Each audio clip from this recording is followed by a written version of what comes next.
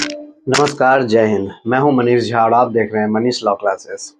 पिछले वीडियो में हमने जाना था कॉन्स्टिट्यूशन के बेसिक को और आज के वीडियो में हम जानेंगे कॉन्स्टिट्यूशन के पहले पार्ट को। 25 पार्ट यानी 22 पार्ट से 25 पार्ट जो अमेंडमेंट हुआ था उसके पहले पार्ट को, जिसमें 4 आर्टिकल के बारे में डिस्क्राइब किया गया है। अब छोटे-छोटे टुकड़ों में समझिए, समझने में भी आसानी होगी और पढ़ने में भी आसानी होगी। तो पहले पार्ट को हम आज समझेंगे। पहले पार्ट में 4 आर्टिकल है, आर्टिकल 1, 2, 3, 4। देखिए, पहले पार्ट का नाम दिया गया है the union and it's territory. इनका हिंदी में अनुवाद होता है संघ और उनके राज्य क्षेत्र। संघ और उनके राज्य क्षेत्र का मतलब आप समझिए कि हमारा देश एक यूनियन है। ये आर्टिकल 1 में हम समझेंगे, name and territory of union में। हमारा देश एक यूनियन है, यूनियन ऑफ स्टेट्स, मतलब सारे राज्यों का एक संघ है, सारे राज्यों का संघ है। और यूनियन इसलिए कहा जाता है क्योंकि यूनियन बहुत ही मजबूत होता है। यूनियन से आप निकल नहीं सकते हो जल्दी। 3 तरह के होते हैं, एक होता है कॉन्फेडरल, एक होता है फेडरल और एक होता है यूनियन। तो कॉन्फेडरल तो अभी मान लीजिए किसी भी देश में नहीं है, दुनिया में ही नहीं है, होंगे भी तो पता नहीं है। और फेडरल जो है, फेडरल बहुत ही कमजोर होते हैं। कमजोर जस्ट लाइक मान लीजिए अमेरिका। अमेरिका एक फेडरल कंट्री है, वहाँ राज्यों का संघ नहीं है, सब राज्य मिलके बने तो हैं, लेकिन जब मन तब कोई निकल सकता है। एक समझौता होता है, वो समझौता अगर किसी को फुलफिल नहीं किया तो वहाँ से वो निकल सकते हैं। हालांकि वो 50 स्टेट्स का एक संघ बनाया हुआ है। फेडरल का मतलब भी संघ होता है और यूनियन का मतलब भी संघ होता है। पहली चीज तो ये जान ले। तो अमेरिका 50 राज्यों का संघ है, लेकिन वो समझौता है, फेडरल के ऊपर है, वो यूनियन नहीं है, वो कभी भी टूट सकता है। लेकिन हमारा देश जो इंडिया है वो एक यूनियन है। यहाँ देखिएगा, कोई भी राज्य एक दूसरे राज्य से कभी टूट नहीं सकता या इंडिया से बाहर नहीं जा सकता। जम्मू कश्मीर इतने दिनों से एड़ी चोटी का जोर लगा रहा था, लेकिन कभी जा नहीं पाया, क्योंकि राजा हरि सिंह की कहानी आपको पता होगी। नहीं पता होगा तो आगे क्लास में आपको बताऊंगा। राजा हरि सिंह एक बार जम्मू कश्मीर का प्रस्तावना लेके सरदार वल्लभ भाई पटेल के पास आ गए। अब सरदार वल्लभ भाई पटेल ने उन्हें कहा कि हम तुम्हें शरण तो दे देंगे, बस इसके बाद तुम बाहर नहीं जा पाओगे। उस दिन से जम्मू कश्मीर कभी बाहर नहीं गया और एट लास्ट रिजल्ट आपके सामने है, 370 हट गया और जम्मू कश्मीर अब हमारा यूनियन टेरिटरी है। ठीक है, तो यूनियन ऑफ स्टेट, यूनियन का वही पावर है। इन शॉर्ट अगर आपको यूनियन समझाऊं तो मान लीजिए एक छोटी ईट ईट की आप दीवार बनाओ, ईट की, सिंपल ईट के ऊपर ईट ब्रिक्स, ईट के ऊपर ईट की दीवार बनाओ और उसको एक पंच मारो, वो टूट जाएगा, वो कॉन्फिडरल हो गया। और उसी ईट के ऊपर ईट दीवार बनाते जाओ और उसे सीमेंट से डालते जाओ, सीमेंट डाल डाल के उसे एक मजबूत बनाते जाओ। वो ज़्यादा मजबूत, हल्का मजबूत होगा जिसे हम फेडरल कहते हैं, लेकिन उसे एक बड़े रॉड से आप मारोगे वो टूट जाएगा, वो हो गया फेडरल। लेकिन जैसे ये दीवार है, इस दीवार को आप ना पंच से तोड़ सकते हो, ना किसी स्ट्रॉन्ग कोई इक्विपमेंट से तोड़ सकते हो। इसे तोड़ने के लिए या तो 20-25 लेबर चाहिए या बुलडोजर चाहिए। ये हो गया यूनियन। तो हमारा देश यही यूनियन है, इतना सख्त है, यहाँ से टूटना नामुमकिन के करीब हो जाता है। इसीलिए यूनियन ऑफ स्टेट कहा जाता है। एग्जाम में ये बहुत ही इंपॉर्टेंट क्वेश्चन है, पूछा जाता है कि हमारा जो कंट्री है वो क्या है, यूनियन ऑफ स्टेट या फेडरल ऑफ स्टेट। बहुत बच्चे गलती करते हैं क्योंकि दोनों का मतलब भी संघ होता है, इसलिए ध्यान दें। दूसरा है India is Bharat. India is Bharat इसलिए क्योंकि देखिएगा, अब हमेशा लोग कहते हैं कि भारत माता की जय, भारत भाग्य विधाता। कभी लोग इंडिया माता की जय या इंडिया भाग्य विधाता नहीं कहते हैं। इसके ऊपर एक सुप्रीम कोर्ट में पिटीशन भी फाइल हुई थी। तो सुप्रीम कोर्ट ने कहा कि ये पिटीशन बेसलेस है, इसका कोई मतलब नहीं है, क्योंकि आर्टिकल 1 में हमने पहले ही कह दिया है कि इंडिया इज भारत, इंडिया ही भारत है। तो ऐसा कोई पिटीशन नहीं है, आप दोनों को इक्वल ट्रीट कीजिए। ये चीज आप आर्टिकल 1 में समझते चलिएगा। अब आर्टिकल 1 में जो दूसरा क्लॉज है बी, उसमें ये कहा जाता है कि स्टेट लिस्ट और यूनियन टेरिटरी लिस्ट। आप मान लीजिए हमारा देश जो संघ है उसमें कुछ स्टेट्स को मिलाकर ही तो बनाया गया है यूनियन।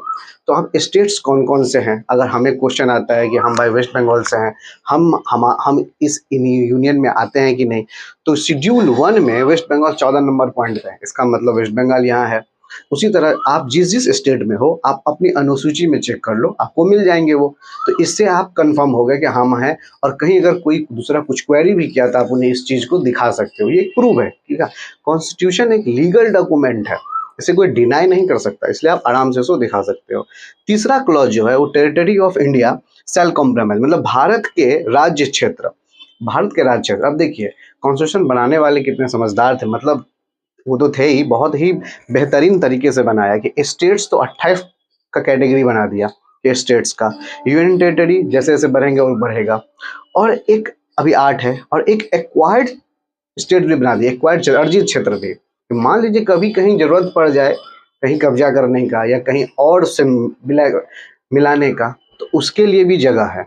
हालांकि अभी वो 0 है, लेकिन मान लीजिए इन केस अगर कभी करना पड़ जाए, समझ ही रहे हैं मतलब, तो उसको भी एक्वायर्ड क्षेत्र में आपको ले लिया जाएगा। तो आर्टिकल 1 इस चीज़ के बारे में था कि हमारा जो देश है वो यूनियन ऑफ स्टेट्स है, इंडिया ही भारत है, और आपका स्टेट लिस्ट और यूनियन लिस्ट के बारे में डिस्क्राइब किया गया है, और ये बताया गया है कि भारत के राज्य क्षेत्र कहाँ तक हैं, कितने हैं। जैसे 28 हैं स्टेट्स, 8 है यूनियन टेरिटरी, और एक्वायर्ड क्षेत्र फिलहाल तो कुछ नहीं है, लेकिन उम्मीद है आगे चल के जरूर होगी। अब आर्टिकल 2 में समझते हैं एडमिशन और इस्टेब्लिशमेंट, मतलब किसी भी नए क्षेत्र को अपने में मिला लेना। किसी भी नए क्षेत्र को अपने में मिला लेना। आप मान लीजिए अगर आपकी प्रॉपर्टी बढ़ती है तो ये तो अच्छी बात है, वेल्थ बढ़ रही है। उसी तरह अगर आपका क्षेत्र बढ़ता है तो ये तो और अच्छी बात है, आपका जमीन बढ़ रहा है, आपका एरिया बन रहा है। तो इसका सबसे बड़ा एग्जाम्पल है सिक्किम। सिक्किम पहले 1975 से पहले इंडिया का पार्ट नहीं था, लेकिन 1975 26 अप्रैल 1975 को सिक्किम हो गया इंडिया का पार्ट विद 50% मेजोरिटी।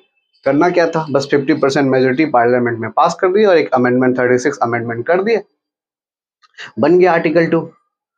तो आर्टिकल 2 में किसी दूसरे क्षेत्र को अपने में मिला लेना, तो उसे कहते हैं हम आर्टिकल 2, जो एडमिशन एस्टैब्लिश मतलब प्रवेश या स्थापना नए क्षेत्रों को अपने में मिला लेना कहते हैं।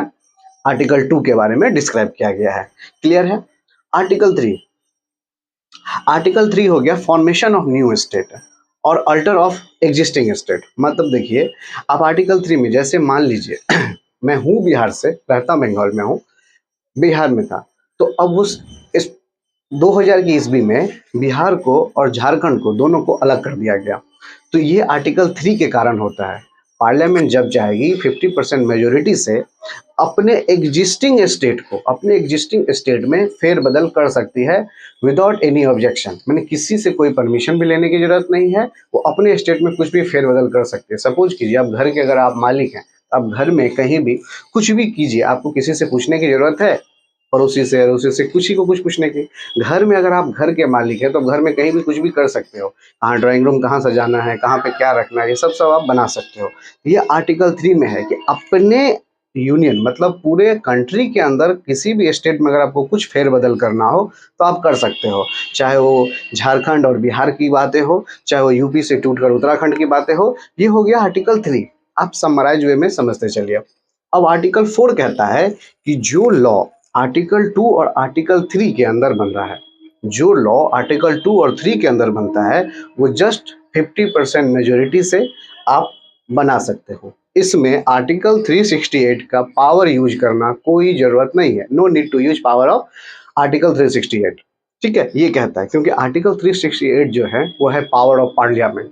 ये बहुत ही बड़ा पावर है, इसके ऊपर एक पूरा पार्ट ही है। बहुत ही अच्छे मजेदार टॉपिक है, आगे चल के हम समझेंगे। तो वो कहता है आर्टिकल 4 कि आपको आर्टिकल 2 और 3 में जो भी चेंजेस करना हो, नए को मिलाना हो या जो एग्जिस्टिंग है उसमें कुछ भी फेरबदल करना हो, अब जस्ट 50% मेजोरिटी के साथ कोई भी काम कर सकते हो, और उसमें आपको 368 की जरूरत नहीं पड़ेगी। उम्मीद करता हूँ ये वीडियो आपको पसंद आई होगी। पसंद आए तो लाइक कमेंट सब्सक्राइब जरूर कीजिएगा। मिलते हैं फिर नेक्स्ट वीडियो में, तब तक के लिए जय हिंद, धन्यवाद, थैंक यू।